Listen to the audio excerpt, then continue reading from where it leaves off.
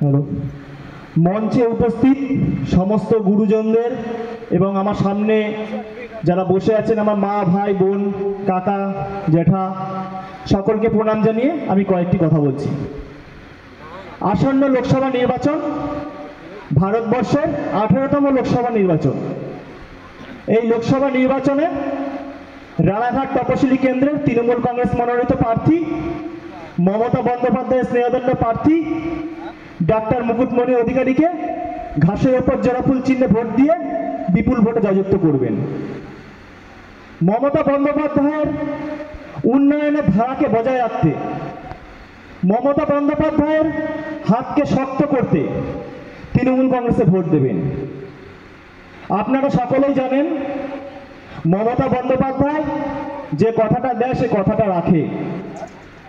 কিছুদিন আগেই একটি জনসভা থেকে মমতা বন্দ্যোপাধ্যায় ঘোষণা করেছিলেন যে যারা লক্ষ্মী ভাণ্ডার 500 টাকা পায় তারা 1000 টাকা পাবেন, আর যারা 1000 টাকা পায় তারা 1200 টাকা পাবেন। কি দেখা গেল? এপ্রিল মাসের 1 তারিখ ব্যাংক বন্ধ ছিল, 2 তারিখে সবার অ্যাকাউন্টে টাকা ঢুকে গেছে। এখান থেকে আবার প্রমাণিত হলো যে মমতা বন্দ্যোপাধ্যায় কথার খেলাপ করে না, যে কথাটা দেয় সে কথাটা রাখে।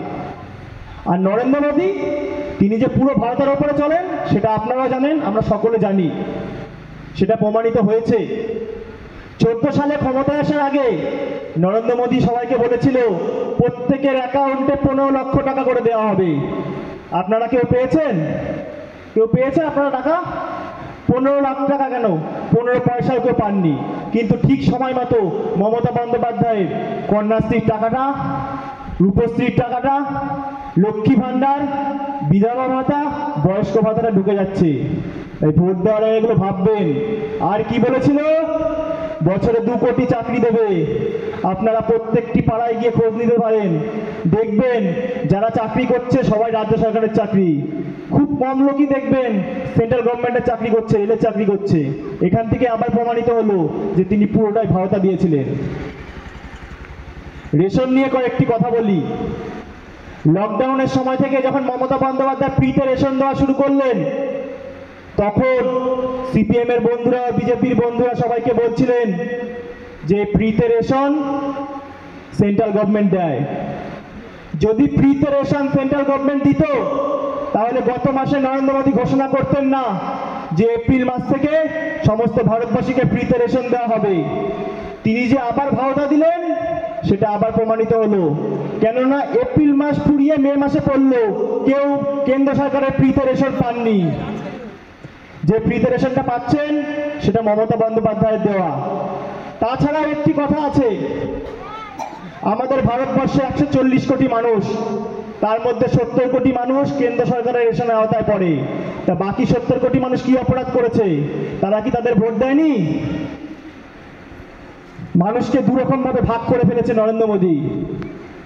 আর কিছু বললেই, কিছু জিজ্ঞাসা করলেই বলবে হিন্দু মুসলমান, ইন্ডিয়া পাকিস্তান। চাকরি নেই কেন? ইন্ডিয়া পাকিস্তান। খেতে পাচ্ছি না? হিন্দু মুসলমান। এইটা ছাড়া তার কোনো ভাষণ নেই।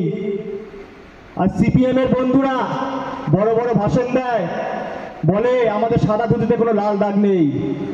মানুষ এখনো ভোলেনি সাইবারি হত্যাকাণ্ড বর্ধমানের। মায়ের সামনে 2 ছেলে গলা কেটে খুন করে সেই রক্ত দিয়ে ভাত মাখিয়ে মাকে খাওয়ানো হয়েছিল। এইসব করার পরেও আরো বড় বড় ভাষণ দেয় সিপিএম এর নেতারা। কেউ ভোলেনি নন্দীগ্রাম, কেউ ভোলেনি সিঙ্গুর, মরুচাপি।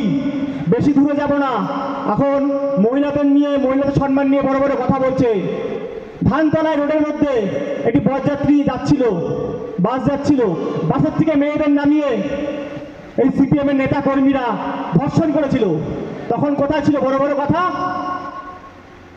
সিপিএম এর বন্ধুদেরকে বলছি, বড় বড় কথা বলার আগে 10 বার ভাববেন। মমতা বন্দ্যোপাধ্যায় বলেছিল বদলা নয় বদল চাই। যদি বদলা নেওয়া হতো আপনাদের মুখ দিয়ে একটা কথা বেরোতো না। আর এক নতুন নাটক শুরু করেছে নরেন্দ্র মোদী। কি? সিএএ। সিএএটা কি? নাগরিকত্ব আইন। আমাদেরকে নাগরিকত্ব দেবে।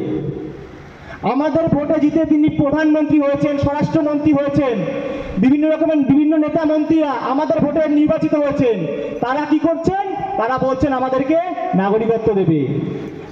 আমরা যে এখানকার নাগরিক, আমরা যে দেশে বসবাস করি, তার প্রমাণ কি? Aadhaar card, ration card, voter photo? এটা তো হবে না। তারা আমাদেরকে নাগরিকত্ব দেবে। তারা একটা ফর্ম দেবে, ওই ফর্মটা ফিল আপ করতে বলবে।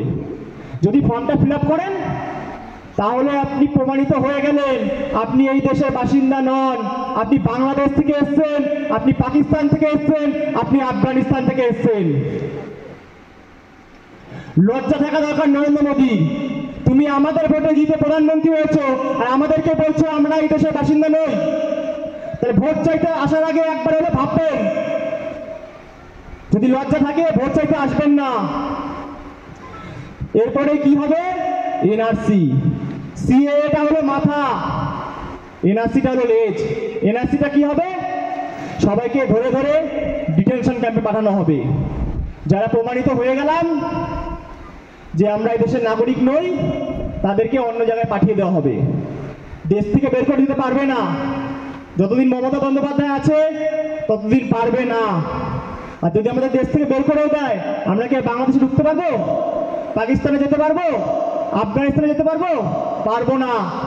তখন কি করবে? ডিটেনশন ক্যাম্পে পাঠানো হবে। ডিটেনশন ক্যাম্পটা হচ্ছে জেলখানার মতো। আসামে 19 লক্ষ মানুষকে ডিটেনশন ক্যাম্পে পাঠানো হয়েছে।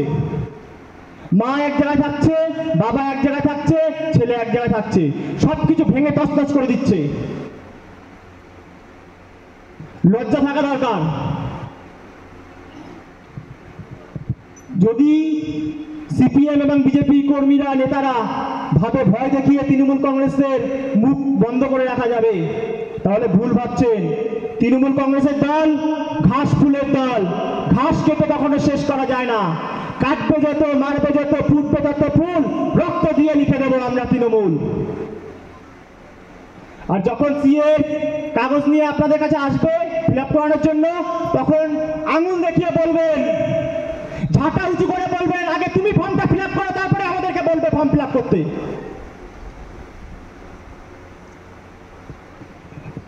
আপনাদের সকলের অভিযোগ আছে ঘর নিয়ে, যে আপনারা অনেকদিন ধরে ঘর পাচ্ছেন না।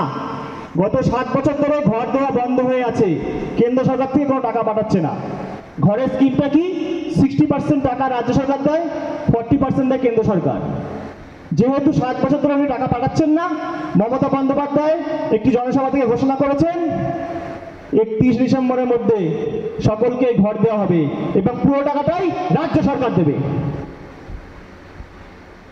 আমি আমার বক্তব্য দীর্ঘায়িত করব না। 13ই মে সকাল সকাল বুথে গিয়ে ঘাসের ওপর জোড়া ফুল চিহ্নে ভোট দিয়ে ডাক্তার মুকুটমণি অধিকারীকে বিপুল ভোটে জয়যুক্ত করবেন। আপনাদের কাছে আমার এই অনুরোধ। কারণ যদি আমাদের এমএলএ বা এমপি না থাকে, আমরা কোনো বড় প্রজেক্ট করতে পারছি না। 10 লাখ টাকা 15 লাখ টাকার উপরে প্রজেক্ট গেলেই আমাদের পঞ্চায়েতের ক্ষমতা নেই। তার জন্য আমাদের এমএলএ এমপি দরকার। তাই আপনাদের কাছে অনুরোধ, মমতা বন্দ্যোপাধ্যায় উন্নয়নকে বজায় রাখতে, মমতা বন্দ্যোপাধ্যায় হাতকে শক্ত করতে এবং বড় বড় আরো কাজ করতে ঘাসের ওপর জোড়া ফুল চিহ্নে ভোট দিয়ে ডাক্তার মুকুটমণি অধিকারীকে বিপুল ভোটে জয়যুক্ত করুন। সবাই ভালো থাকবেন, সুস্থ থাকবেন। জয় হিন্দ, বন্দে মাতরম। তৃণমূল কংগ্রেস জিন্দাবাদ, মমতা বন্দ্যোপাধ্যায় জিন্দাবাদ। নমস্কার।